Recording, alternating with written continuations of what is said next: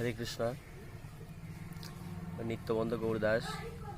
আমি প্রায় অনেক দিন যাবৎ, প্রায় 8-9 বছর যাবৎ পুণ্ডরিক ধামে অবস্থানরত। এই যে ধামের মধ্যে এত সমস্যা চলছে, যে বিষয়গুলো আগে থেকে চলে আসছে, বাট এগুলো নিয়ে তদারকি করতাম না, বা এই বিষয়ে কিছু বললেও বা কাউরে বলার মতো সেরকম গিয়েছিল না। কিন্তু হঠাৎ আমি কিছুদিন যাবো আবার দেখতেছি কি অতিরিক্ত ছেলেদের উপর নির্যাতন হচ্ছে, বা মাঝে মাঝে এমনই দেখি ওখানে অনেক ধরনের গন্ডগোলও চলছে ধামের মধ্যে। কিন্তু এরপর পরে আবার কিছুদিন যাবৎ আবার দেখলাম যে কি আমি রাত্রে ঘুমাতাম, তখন কি করতো, রাত 2টো বাজে, 1টা বাজে, 3টা বাজে আমার ডাকতে আসতো। এখন আমি ঘুমের ভান ধরে শুয়ে থাকতাম, মঙ্গলা আরতির সময় শুয়ে থাকতাম ঘুমের ভান ধরে। তখন কি করতো, বিরক্ত হয়ে দরজার মধ্যে ধুম ধুম ধুম করে বাড়ি দিত, আওয়াজ দিত, প্রচুর পরিমাণে আওয়াজ দিত। উঠতাম না আমি, তাহলে আসে ডেকে আমাকে নিয়ে যেত, নিয়ে গিয়ে বলতো কি মেসেজ করার জন্য বলতো, মেসেজ করতাম।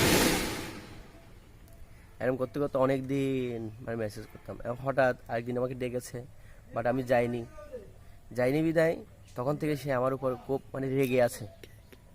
হ্যাঁ, চিন্ময় আমার খুব রেগে আছে, আমি কেন যাচ্ছি না। তারপরে আমি সিদরপুর রুমে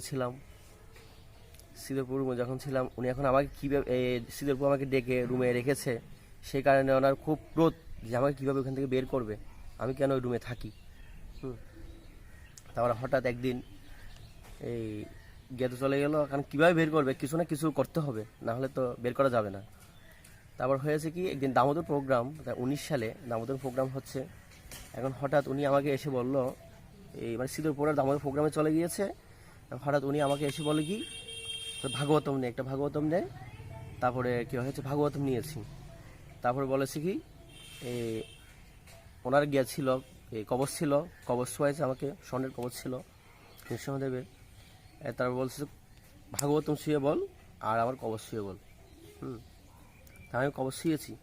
তারপর উনি বলা স্টার্ট করেছে আর কি, তোর যদি এখানে থাকতে চাস, হ্যাঁ, তোর আর কি সিঁদুরের সঙ্গে এই ধরনের সমসাময়িক করতে হবে। এই বিষয়গুলো উনি আমাকে বলেছিল। এখনবার উনি আমাকে প্রতিদিন জিজ্ঞেস করতো, আমার মঙ্গলা আরতিতে গামছা পরে উনি কোথায় চলে যেত। আমি তো মঙ্গলা আরতি দিতাম শিব মন্দিরে সেবা করতাম, ওইখানে চলে যেত মঙ্গলা আরতিতে গামছা পরে।